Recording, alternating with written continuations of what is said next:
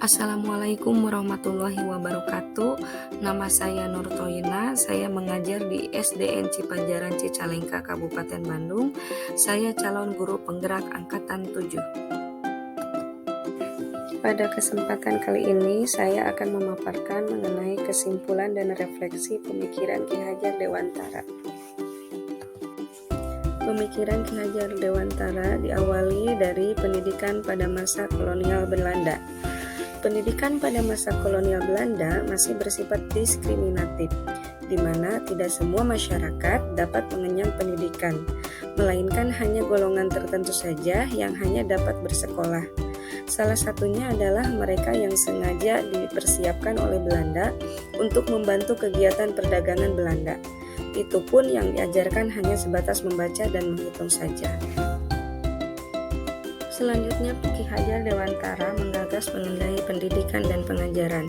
Menurut Ki Hajar Dewantara, pendidikan dan pengajaran merupakan usaha persiapan dan persediaan untuk segala kepentingan hidup manusia, baik dalam hidup bermasyarakat maupun hidup berbudaya dalam arti yang seluas-luasnya. Pendidikan yang menuntun. Ki Hajar Dewantara menjelaskan bahwa tujuan pendidikan yaitu menuntun segala kodrat yang ada pada anak-anak agar mereka dapat mencapai keselamatan dan kebahagiaan yang setinggi-tingginya, baik sebagai manusia maupun sebagai anggota masyarakat. Oleh sebab itu, pendidikan itu hanya dapat menuntun tumbuh atau hidupnya kekuatan kodrat yang ada pada anak-anak, agar dapat memperbaiki lakunya, bukan dasarnya hidup dan tumbuhnya kekuatan kodrat anak. Selanjutnya, Ki Hajar Dewantara menggagas 3 slogan dalam sistem among pendidikan. Di antaranya yang pertama adalah Ingarso Sung Tulodo, yang artinya seorang guru harus berkomit menjadi teladan yang baik bagi murid-muridnya.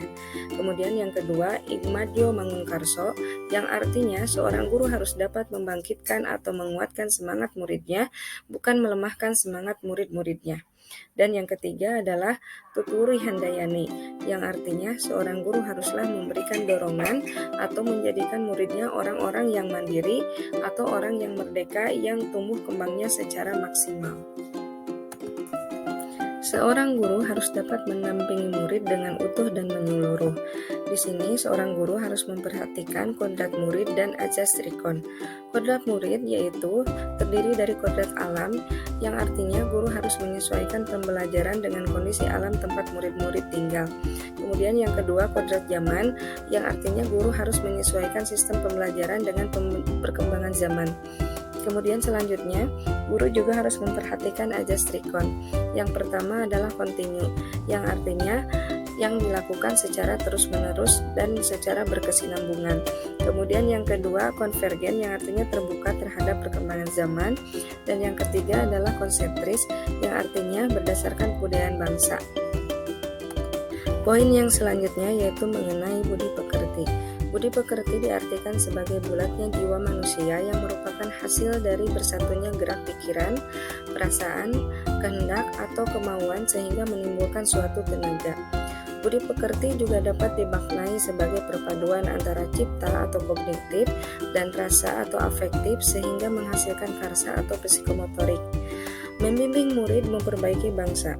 Guru membimbing dan mendampingi murid dalam proses belajarnya, bukan hanya sekedar meningkatkan kecerdasan berpikirnya, melainkan juga secara tidak langsung berperan memperbaiki bangsa.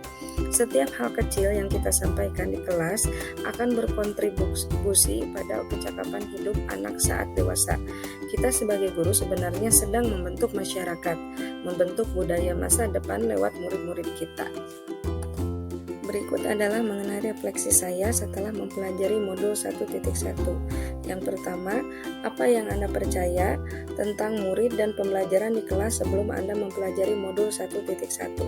Sebelumnya, saya beranggapan bahwa guru memegang peran utama dalam menentukan metode yang digunakan dalam pembelajaran agar apa yang menjadi tujuan pembelajaran dapat tercapai sesuai dengan yang diharapkan.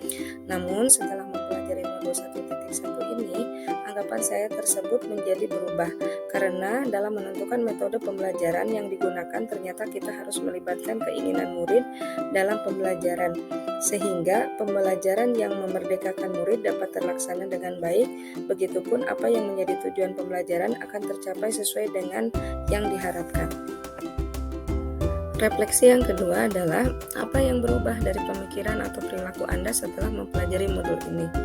Perubahan yang terjadi setelah mempelajari modul ini diantaranya, yang pertama, pembelajaran yang semula lebih banyak berupa pengajaran saja, sekarang berusaha diseimbangkan antara pengajaran dengan pendidikan, serta dilakukan dengan cara menuntun secara kontinu, konvergen, dan konsentris, dengan memperhatikan kodrat alam dan kodrat zaman. Kemudian yang kedua, berusaha menjadi guru yang selalu menjadi teladan, yang dapat membangkitkan semangat murid, serta selalu memberikan dorongan kepada murid-murid agar mereka dapat tumbuh dengan sebaik-baiknya. Refleksi yang ketiga, apa yang dapat Anda segera terapkan lebih baik agar kelas Anda mencerminkan pemikiran KHD? Yang dapat saya segera terapkan adalah pembiasaan budi pekerti murid-murid agar kelas saya menjadi kelas yang memiliki budi pekerti yang baik, serta dapat menjadi contoh bagi murid yang lainnya. Misalnya, yang pertama, tertib berbaris sebelum memasuki kelas, merapikan pakaian sebelum masuk, mengetuk pintu dan mengucapkan salam ketika memasuki kelas, membiasakan 3E, senyum salam sapa, membiasakan meminta maaf apabila melakukan kesalahan, membiasakan sholat duha di hari Jumat, membiasakan infak di hari Jumat dengan tujuan untuk menolong sesama. Sekian kesimpulan dan refleksi saya mengenai pemikiran Ki Hajar Dewantara. Salam bahagia Bapak Ibu guru hebat. Wassalamualaikum warahmatullahi wabarakatuh.